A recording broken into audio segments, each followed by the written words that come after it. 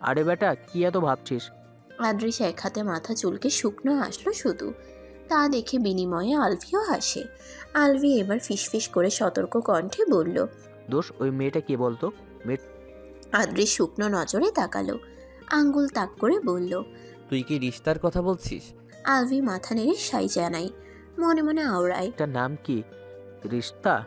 আদ্রিস আলভির দিকে এক নজরে তাকিয়ে কণ্ঠে বলল, রিশতা আমার খালাতো বোন হয়। হঠাৎ ওর ব্যাপারে জানতে চাইছিস যে?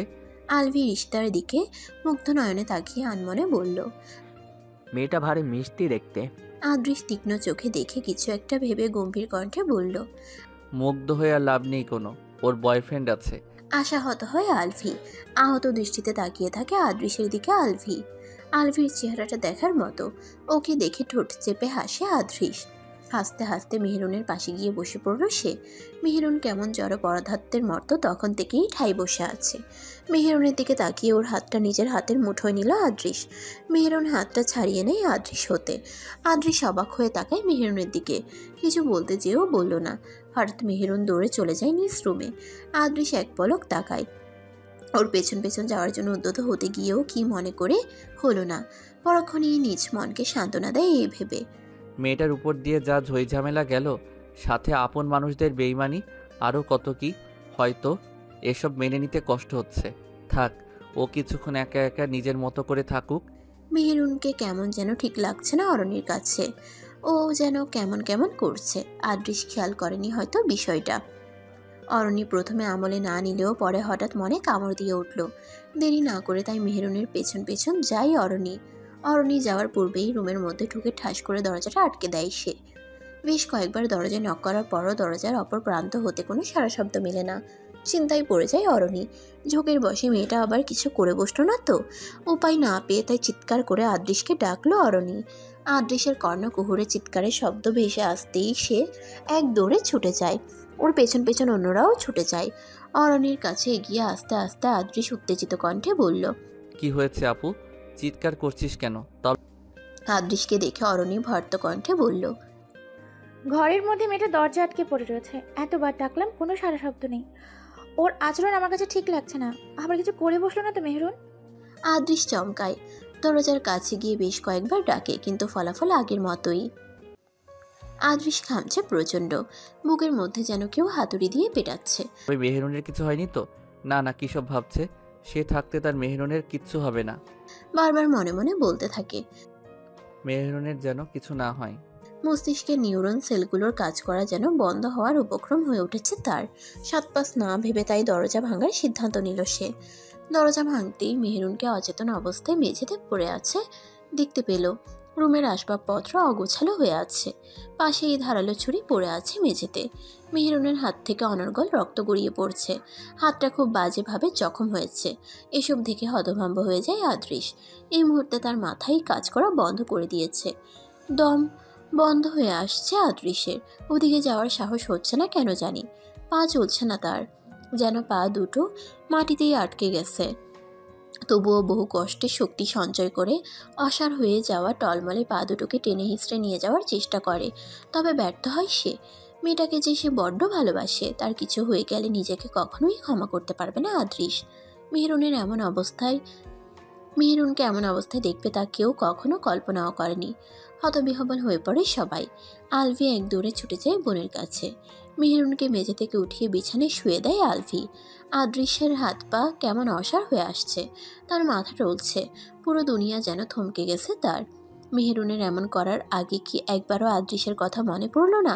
এই মেহেরুনের জন্যই কত কী করেছিল আদ্রিস। আর শেষমেশ মেহেরুন কি করে বসলো? মেহেরুনের কাছে তার জীবনকে এতটাই ঠুনকো মনে হলো যে এমন করার আগে দুবার ভাবলো না। এসব ভেবে চোখে অশ্রু টলমল করছে আদ্রিসের। আশ্চর্য, সে কাঁদছে। এসব দেখে মেহনুদ আকবর স্তব্ধ হয়ে যান। টপ করে তিনি মেঝেতে বসে পড়েন। লাবিবা রহমান মেয়ের পাশে বসে অনবরত কাঁদছেন। ধাক্কা দেন বেশ কয়েকবার, কিন্তু মেহেরুনের কোনো সাড়া শব্দ নেই, কথা বলছে না কোনো। কেমন নিশ্চুপ নিস্তব্ধ হয়ে পড়ে আছে মেয়েটা। বুক ধুকপুক করছে তার। মায়ের সামনে সন্তানের এমন দশা, এটা কোনো মায়ের পক্ষ থেকে মেনে নেওয়া যে কঠিন। চিৎকার করে কেঁদে ওঠেন তিনি। তার বাঁধ ভাঙা কান্নায় যেন পাখিরা ডানা তার বাঁধ ভাঙা কান্নাই যেন পাখির ডানার ঝাপটানিও থেমে গেছে। উজাড় হয়েছে শত শত পক্ষীকুলের বুক। বিলাপ করে তিনি বললেন, ও আল্লাহ, কি এমন পাপ করেছিলাম জীবনে যে আমার এমন একটা দিন দেখতে হলো। অরণির চোখে অশ্রু টলমল করছে। কেন সে এই সময় ওকে একা ছাড়লো? কেন ওর সাথে সাথে থাকলো না? ওর সাথে থাকলে তো আর এমন কিছু ঘটতো না। এসব ভেবেই অরণি নিজেকেই দোষারোপ করে চলেছে বারংবার। কোনো মতে টলমল পায়ে হেঁটে মেহরুনের পাশে বসে আদৃশ নিষ্পাপ মায়াবী মেয়েটার মুখ পানে তাকায়। মুখটা কেমন ফ্যাকাশে ফ্যাকাশে লাগছে। মেয়েটা এমন কেন করলো হঠাৎ ভেবে পায় না আদৃশ। বেশ খানিক ব্লাড লস হয়েছে মেহরুনের। বেডসাইড টেবিলের পাশে থাকা ফার্স্ট এড বক্সটা নেয় সে। মেহরুনের যে হাতটা জখম হয়েছে সে হাতটা কাপা হাতে ব্যান্ডেজ করে দেয়। হাতের পালস চেক করতেই থমকে যায় সে। রাতের প্রায় শেষের প্রহর এসে ঠেকেছে। আকাশে এখন আর চাঁদ নেই।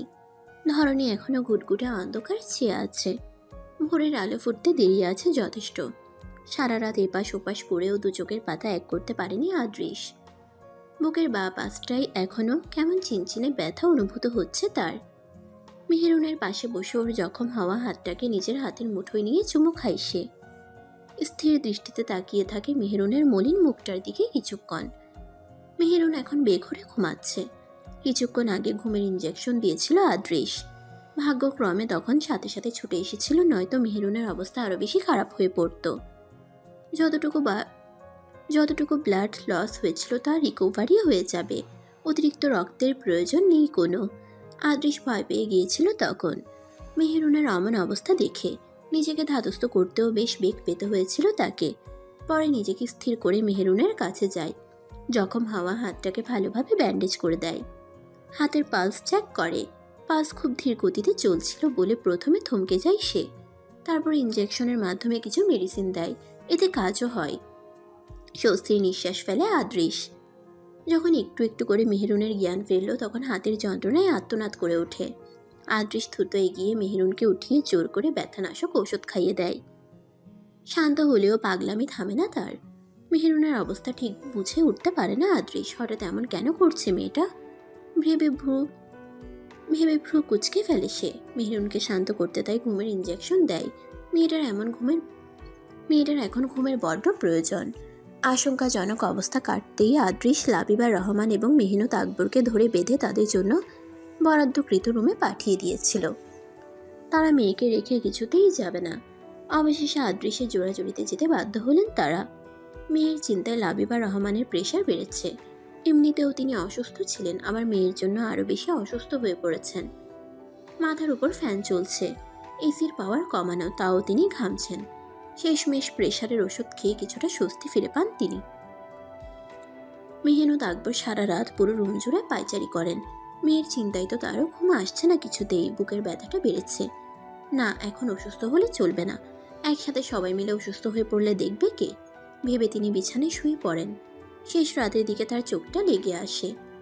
আলভি, রিশতা, অরণি আদৃশের রুমেই ছিল এতক্ষণ। কিছুক্ষণ আগে যে যার রুমে চলে যায়। ওরা চলে যেতেই মেহেরুনের পাশে এসে শুয়ে পড়ে আদৃশ। কিন্তু চিন্তায় এপাশ ওপাশ করেও সারা রাত আর চোখে ঘুম আসেনি তার। মেহেরুনের হঠাৎ এমন পাগলামির কারণ কি? সবই তো ঠিক ছিল। তাহলে ও যদি সুইসাইড করতেই চাইবে তাহলে আগেই করত। কাল কেন এমন করতে গেল? আচ্ছা, খুব বেশি স্ট্রেস থেকে আবার ট্রমার দিকে চলে যায়নি তো ব্যাপারটা? ভেবেই উঠে বসে আদৃশ। ঘামছে সে। এসির পাওয়ারটা কমিয়ে কপালের ঘামটুকু মুছে নেয়। সিদ্ধান্ত নেয় সকালে এই বিষয়ে রিশতার সাথে কথা বলবে সে। হঠাৎ একটু চোখটা লেগে এসেছিল আদৃশের।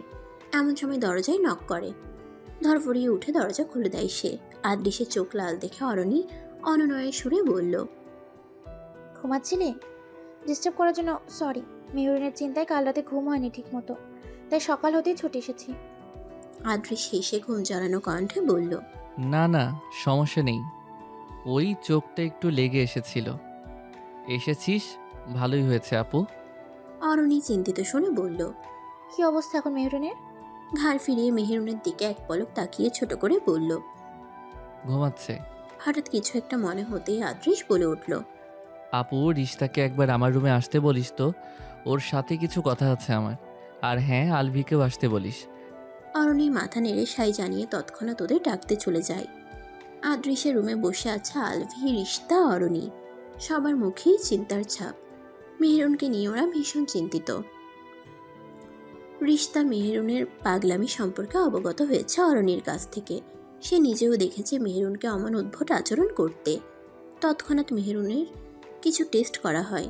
ভ্রুকুচকে আলভির দিকে তাকিয়ে রিশতা প্রশ্ন করল, আপনার বোন কি এর আগেও এমন আচরণ করেছিল কখনো? আলভি তৎক্ষণাৎ জবাব দিল, না, এর আগে এমন হয়নি কখনো। আদৃশ প্রশ্ন করল, তাহলে মেহেরুনের হঠাৎ এমন আচরণের কারণ কি? রিশতা আদৃশের দিকে এক পলক তাকিয়ে বলল, অতিরিক্ত স্ট্রেঞ্জ আপন মানুষদের দ্বারা প্রাপ্ত মানসিক আঘাত, মিথ্যে অপবাদের কারণে সকলের অবিশ্বাসের কারণ হয়ে ওঠা। কতটিক সর্বশেষ আদৃশ ভাইয়াকে নিয়ে যারার কাছ থেকে উল্টাপাল্টা কথা শোনা, এসব মেহরুন ভাবি কিছুতেই মেনে নিতে পারেনি। প্রতিনিয়ত সে নিজেকে সব কিছুর জন্য দায়ী করতে থাকে আর নানান ধরনের অযাচিত চিন্তা করতে থাকে এই নিয়ে।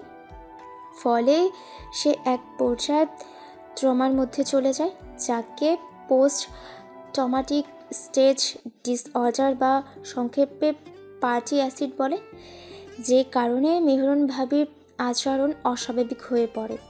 আর এতে আক্রান্ত রোগীরা একা থাকতে চায়।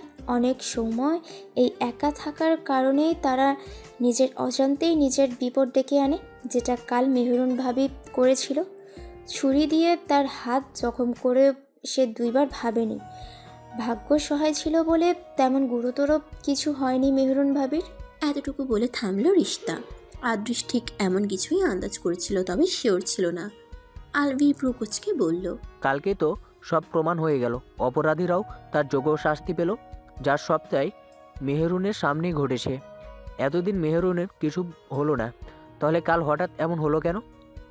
মানসিকভাবে আঘাতপ্রাপ্ত হওয়ার সাথে সাথেই কেউ ট্রমায় চলে যায় না। সারাক্ষণ ওই একটা জিনিস নিয়ে ভাবতে থাকা আর নানান ধরনের স্ট্রেসের কারণে কিছুদিন পর আস্তে আস্তে ট্রমায় চলে যায় মানুষ। আর যেহেতু ভাবি ছোটোবেলা থেকেই অনেক আদরে ছিল, সেহেতু তার পক্ষে এত বড় মানসিক চাপ নেওয়াটা কষ্টসাধ্য ছিল। এর জন্যই তিনি ট্রমায় চলে যান। অরণি এবার বলল, এই জন্যই কাল মেহরুন কেমন অস্বাভাবিক আচরণ করছিল। আমি ওকে কাল সারাক্ষণ পর্যবেক্ষণ করেছিলাম। লাবিবা আন্টি ওকে জড়িয়ে ধরে হাওমাও করে কান্নাকাটিও করলো। ওর মাঝে কোনো হেলদোল ছিল না। ও কেমন জড়সড় হয়ে বসেছিল, যেন কোনো অনুভূতি শূন্য মানবী। আলভি চিন্তিত সুরে বলল, এ থেকে পরিত্রাণের উপায় কি হবে? আমি আছি তো। আমি থাকতে মেহরুন ভাবির কিছু হবে না। ইনশাল্লাহ সুস্থ হয়ে যাবে ভাবি। হঠাৎ উত্তেজিত কণ্ঠে রিশতার উদ্দেশ্যে আলভি বলল, আপনি এসব বুঝলেন কিভাবে? আর আপনি কিভাবে সুস্থ করবেন মেহুকে? কারণ আমি একজন সাইকোলজিস্ট। রিশতা হেসে বেশ গর্ব করে বলল। আলভি বিস্ময় নিয়ে তাকায় রিশতার দিকে। বলে কি, মেয়েটা সাইকিয়াট্রিস্ট? না, তার স্ট্যাটাসের সাথে রিশতার স্ট্যাটাস যায় না। কোথায় রিশতা আর কোথায় সে? রিশতার তো আবার বয়ফ্রেন্ডও আছে। এসব ভেবেই দীর্ঘশ্বাস ছাড়ে আলভি। কাঁদো কাঁদো মুখ করে বসে থাকে সে। আলভির অবস্থা বুঝতে পারে আদৃশ। ঠোঁট চেপে হেসে মশকরা করে বলল, নজর দিয়ে লাভ নেই শালাবাবু, রিশতার কিন্তু বয়ফ্রেন্ড আছে। ঠোঁট চেপে হেসে আলভির উদ্দেশ্যে কথাটা বলল আদৃশ। আলভি চমকে তাকায়। এই মুহূর্তে যে আদৃশ তার সাথে মশকরা করছে তা সে ঢের বুঝতে পেরেছে। আলভি মাথা নিচু করে চুপচাপ বসে থাকে। এদিকে রিশতা, অরণি দুজনেই অবাক হয়ে একবার আদৃশ তো আরেকবার আলভির দিকে তাকায়।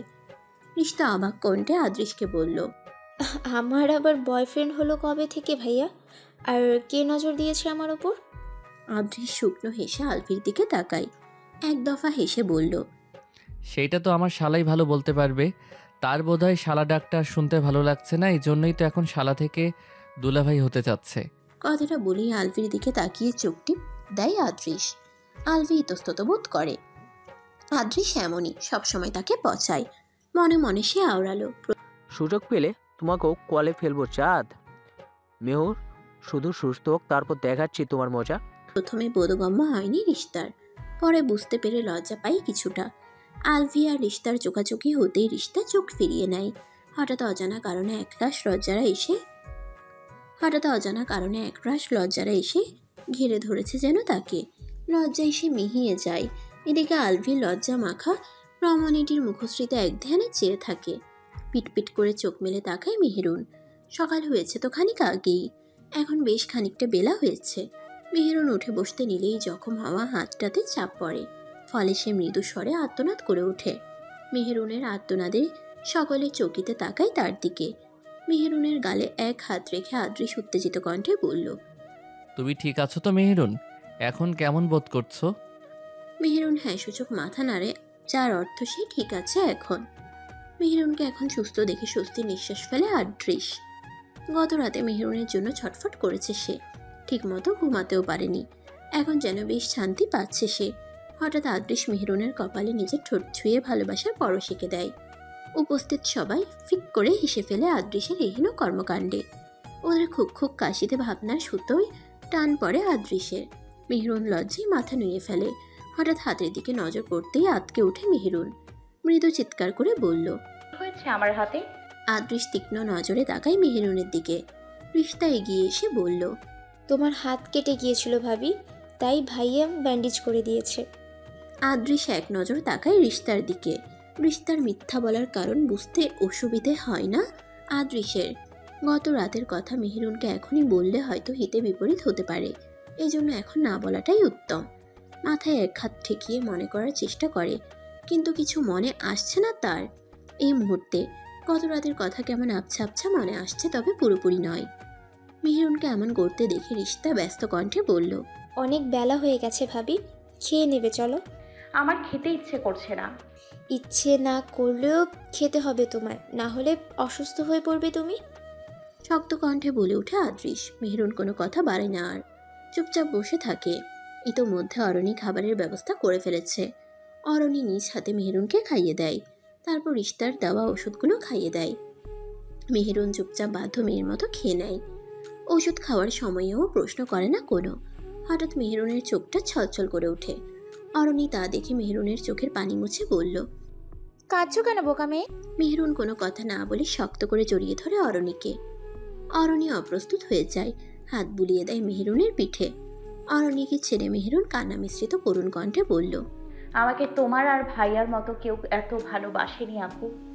মেহেরুনের কথার ঘোর আপত্তি জানায় আদৃশ। কপট রাগ দেখিয়ে বলল, আমিও না। মেহেরুন হতে কোনো জবাব মেলে না। অরণি হালকা হেসে মেহেরুনের গাল টেনে বলল, শুধু আমি আর তোমার ভাই না, আমরা সবাই তোমায় ভীষণ ভালোবাসি মেহেরুন। আলভি এসে মেহেরুনের মাথায় হাত বুলিয়ে বলল, কাঁদিস না তো মেহ, আজ আমরা সবাই মিলে একসাথে ঘুরতে বের হবো বিকালের দিকে। আলভির প্রস্তাবে রাজি হয় সবাই। বিকেল বেলায় মেহেরুন, আদৃশ, অরণি, রিশতা, আলভি সবাই মিলে রেডি হয়ে বিকেলের দিকে বেরিয়ে পড়েছে।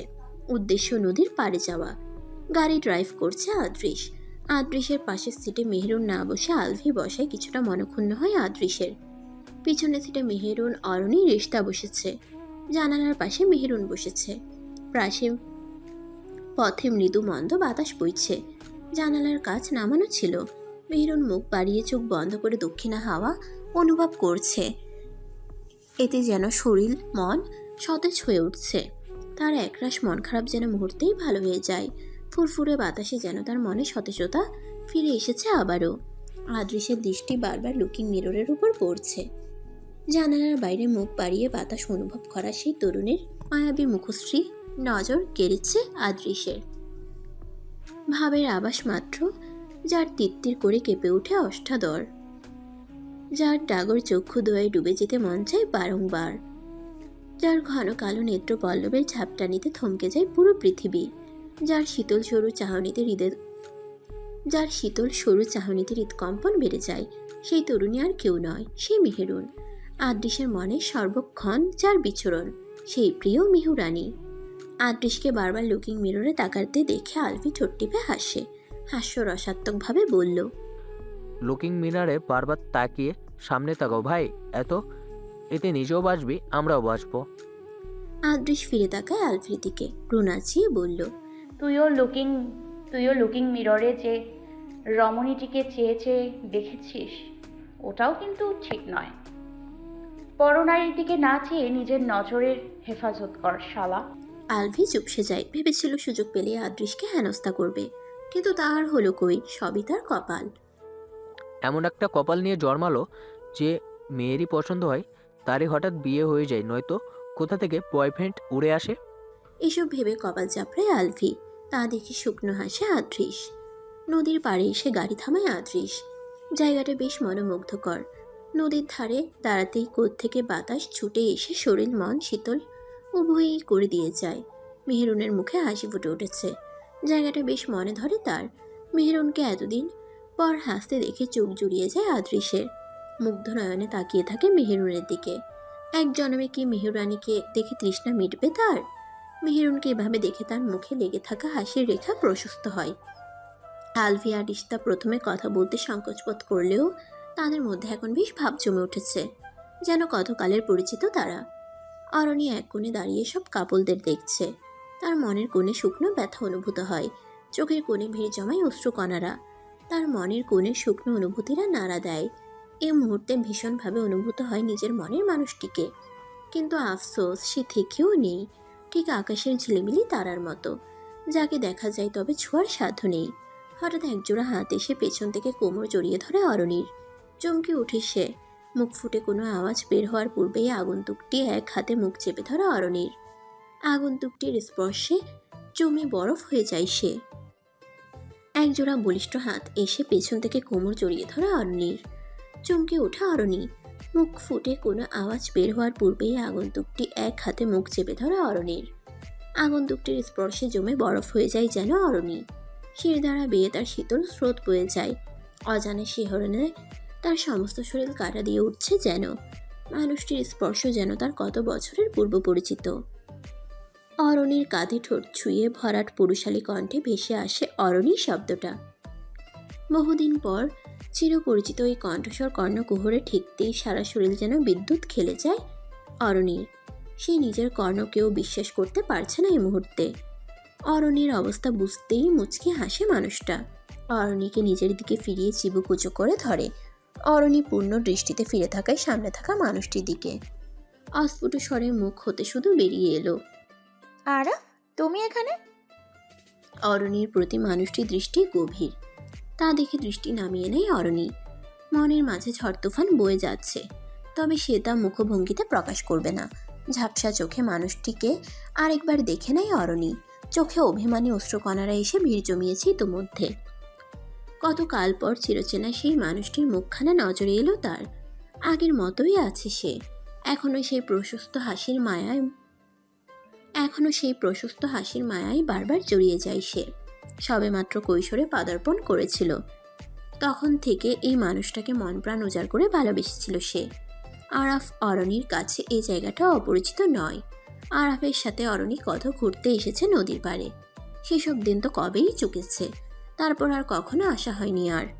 অরণির সেই পুরনো দিনের কথা মনে পড়ছিল এমন সময় আরাফের ডাকে ভাবনার জগৎ হতে বেরিয়ে আসে সে। অরণির থুতনিতে আলতো হাত ছুঁয়ে আরাফ বলল, বলেছিলাম না চাকরি পেলে তবেই তোমার সামনে আসবো। আজ এসেছে সেই কাঙ্ক্ষিত মুহূর্ত। আমি চাকরি পেয়েছি অরণি। আজ যেন আরাফের চোখে মুখে উপচে পড়ছে খুশির ঝিলিক। অরণির মুখেও ইতোমধ্যে ফুটে উঠেছে হাসির রেখা। অবশেষে শত প্রতীক্ষার অবসান ঘটল। তবে মানুষটা তার আপন হতে চলেছে। এতদিনের দীর্ঘশ্বাস, কান্না, প্রতীক্ষা সব আজ যেন খুশিতে পরিণত হয়েছে। অরণির নয়ন হতে দুফোঁটা অশ্রু ঝরে। সযত্নে তা মুছে দিয়ে আরাফ বলল, কাঁদছো কেন পাগলি? তোমার কান্নার দিনের অবসান ঘটেছে। বউ নিয়ে তবেই বাড়ি ফিরবো। অরণি ঠোঁট কামড়ে হাসল। খুশিতে তার চোখ হতে অশ্রু ঝরেছে। মনের মাঝে যেন আনন্দেরা দানা বেঁধে উড়ে চলেছে। আরাফকে দেখে অতি আবেগী হয়ে পড়ে অরণি। কোনো দিকে না তাকিয়ে তাই অরণি শক্ত করে জড়িয়ে ধরে আরাফকে। আরাফও পরম যত্নে আগলে নেয় অরণিকে। এতদিনের সব আবেগ যেন উপচে পড়ছে তার। তাই তো আজ আনন্দে যেন বাকহারা হয়ে পড়েছে সে।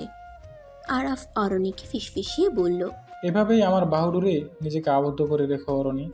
তোমার ছোঁয়া পেলে আমি এমন এক রাস শীতলতা অনুভব করি প্রিয়। অরণি কিছু বলে না, বিনিময়ে আরো শক্ত করে জড়িয়ে ধরে আরাফকে।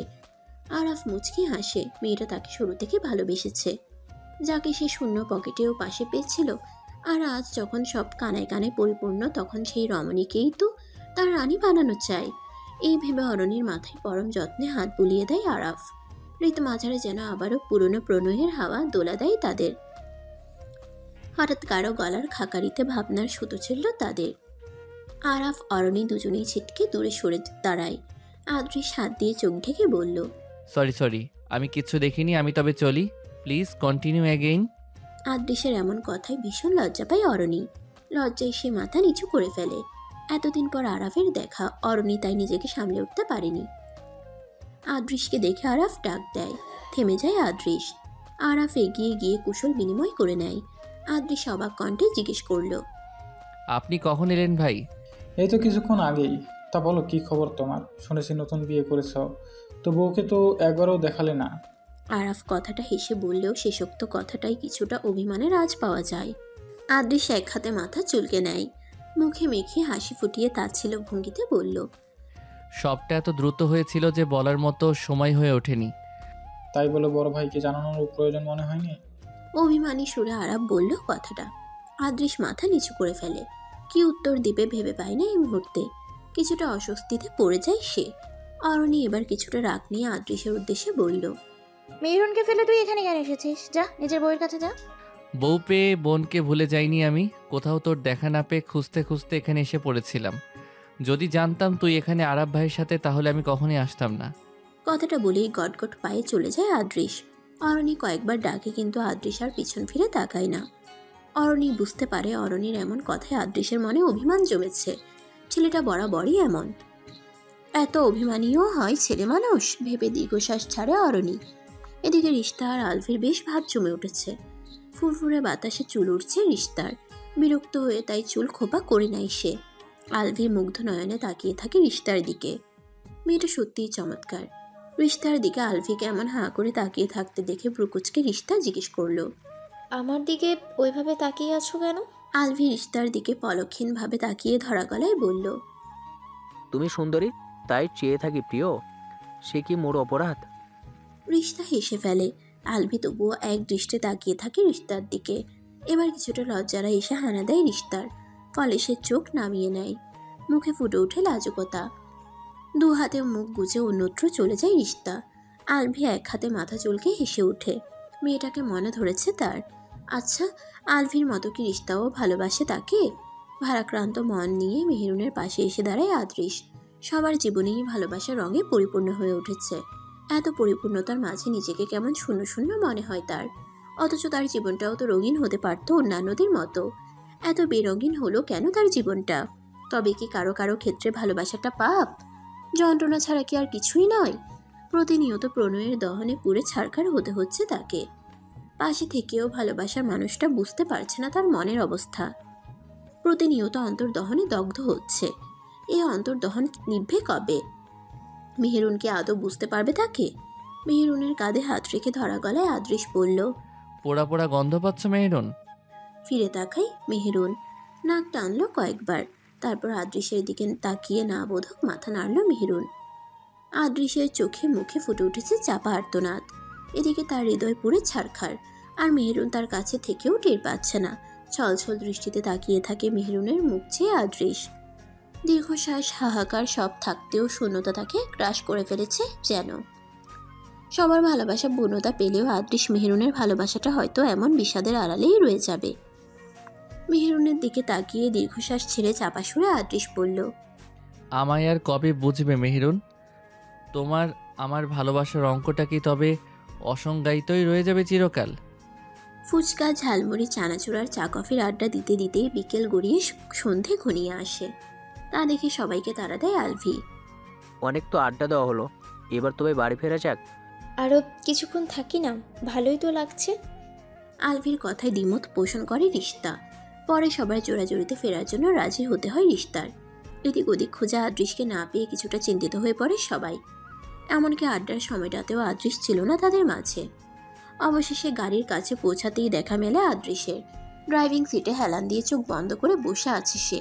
আদ্রিসকে এখানে দেখে ধমকের সুরে আলভি বলল, তুই এখানে কেন? জানিস আমরা তোকে খুঁজে না পেয়ে চিন্তায় পড়ে গিয়েছিলাম। আদ্রিস কোনো বাক্য বিনিময় না করে গাড়ি স্টার্ট দেয়, ইশারায় বসতে বলে। আদৃশ কোনো প্রকার বাক্য বিনিময় না করে গাড়ি স্টার্ট দেয় আর ইশারায় বসতে বলে। গাড়ি ছুটে চলে খানবাড়ির উদ্দেশ্যে। সন্ধ্যার ঠিক আগ মুহূর্তে অর্থাৎ গোধূলি লগ্নে নিড়ে ফেরা পাখিদের মতো বাসে এসে পৌঁছালো আদৃশরা। আকাশে এখনও কিছুটা আলোর ছটা দেখা যাচ্ছে। প্রতিমধ্যে সবাই আনন্দ ফুর্তি হাসি তামাশা করলেও আদৃশের মাঝে কোনোরূপ প্রতিক্রিয়া ছিল না। আদৃশ চুপচাপ ড্রাইভ করে বাড়ি পৌঁছায়। বাড়িতে ফিরে কারোর সাথে কোনো কথাই না জড়িয়ে ধূপধাপ পা ফেলে নিজের কক্ষে চলে যায়। হুট করে আদৃশের এমন আচরণে অবাক হয় সবাই। অরণি অবশ্য কিছুটা হলেও আজ করতে পেরেছে বিষয়টা। ওদের সবাইকে দেখে এগিয়ে আসেন লাবিবা রহমান। মুখে হাসি ফুটিয়ে বললেন, ঘুরে এসে কেমন লাগছে এখন? পৃষ্ঠা মাথা নাড়িয়ে বলল, ভালো। হুট করে অরণির পাশে আরাফকে দাঁড়িয়ে থাকতে দেখে অবাক হয়ে অরণিকে শুধালেন। অরণিমা, তোমার পাশে এই ছেলেটা কে? আরাফের দিকে এক পলক তাকিয়ে মুখে হাসির রেখা প্রশস্ত করে কোনো ভনিতা ছাড়া স্বাভাবিক স্বরেই অরণি বলল, আমার হাজবেন্ড। লাবিবা রহমান কিছুটা অবাক হয়ে কিছুক্ষণ চেয়ে রইলেন আরাফের দিকে। অরণি বিবাহিতা এই বিষয়ে তিনি অবগত ছিলেন না। হুট করে এমন কিছু শোনাতে বেশ অবাক হলেন। অরণি বুঝতে পেরে হেসে ফেলে বলল, আসলে আন্টি, আমাদের বিয়েটা হুট করে মুহূর্তেই হয়েছিল, তাই জানানো হয়নি। গুটিকত মানুষ আদৃশ আর রিস্তা ছাড়া আর কেউ এই ব্যাপারে জানতো না। লাবিবা রহমান প্রকুচকে বললেন। হঠাৎ এমন সিদ্ধান্তের কারণ? থতমত খেয়ে যায় অরণি। এই মুহূর্তে কি বলবে তা ভেবে পাচ্ছে না সে। তারা যে পালিয়ে বিয়ে করেছিল এ কথা কি করে বলবে লাবিবা রহমানকে। তিনি আর এই বিষয়ে কথা না বাড়িয়ে সোফার এক কোণে চুপ করে বসে থাকা মেহেরুনের পাশে গিয়ে বসলেন। মেহেরুনের মাথায় হাত বুলিয়ে দিতেই লাবিবা রহমানের প্রতি দৃষ্টি নিক্ষেপ না করে চট করে উঠে দাঁড়ায় মেহেরুন। অবাক হন তিনি। অরণির উদ্দেশ্যে মেহেরুন গম্ভীর কণ্ঠে বলল, আমি এখন রুমে যাচ্ছি আপু, তোমাদের কারোর কিছু প্রয়োজন পড়লে আমায় ডেকো। কথাটা বলেই আর উত্তরের অপেক্ষা না করে গটগট পায়ে এগিয়ে যায় আদৃশের কক্ষে মেহেরুন। মেহেরুনের হুট করে এভাবে চলে যাওয়াতে আঘাতপাত তিনি। অশ্রুসিক্ত নয়নে তিনি চেয়ে থাকেন মেয়ের প্রস্থানের দিকে। অরণি এগিয়ে এসে লাবিবা রহমানের কাঁধে হাত রেখে সান্ত্বনা দিয়ে বলল, চিন্তা করবেন আন্টি, ঠিক হয়ে যাবে সব। মেয়েরও সুস্থ, তবে এখনো পুরোপুরি রিকভার হয়নি, আর কিছুটা সময় লাগবে, তারপর দেখবেন সব ঠিক হয়ে গেছে। ছলছল চোখে তাকান তিনি অরণির দিকে। অরণি চোখের ইশারায় আশ্বস্ত করে তাকে। তার নিজেকে এখন বড় অপরাধী মনে হয়। তার জন্যই তো মেয়েটার এমন অবস্থা আজ। সেদিন যদি সে মেয়েটাকে অবিশ্বাস করে কটাক্ষের বাণী না শোনাতো, তাহলে হয়তো মেয়েটা আজ সুস্থ থাকতো। ঠিকই আছে, এটাই তার প্রাপ্য। এই ভেবেই তিনি নিজেকে দোষারোপ করছেন আর চোখে পানি ফেলছেন। এই আদৃশ আর মেহেরুনকে নিয়ে পারে না সে।